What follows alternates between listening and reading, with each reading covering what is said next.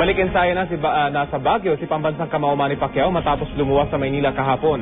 Ayon kay Pacman, sipag, dedikasyon at pagmamahal sa boxing ang tanging sikreto niya sa tagumpay. Mula sa Baguio, may ulat on the spot si James Velasquez. James?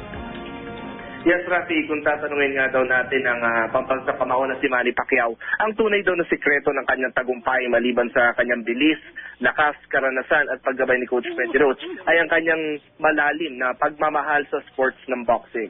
Ito ang nasaksiyan ng GMA News, Rafi, sa nakaraan linggo na pagsasanay, ang malalim na pagmamahal ni Manny sa sports na kumalinga na rin sa kanya. Rafi, hindi lang daw ito trabaho para sa kanya, pero ito raw ay ang buhay ng ating pambansang kamao. Ito daw nagbibigay kay Manny ng saya at ito daw nagbibigay ng saya sa kanya noon pa man, bago pa man daw siya nabansag ang pambansang kamao.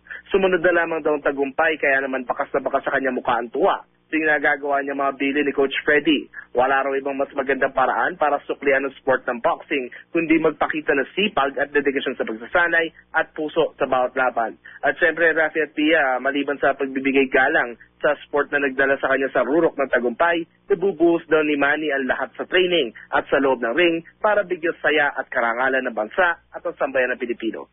Yan ang pinakamainit na balita mula dito sa Baguio City. Balik sa inyo, Rafi, Pia. Maraming salamat, James Velasquez.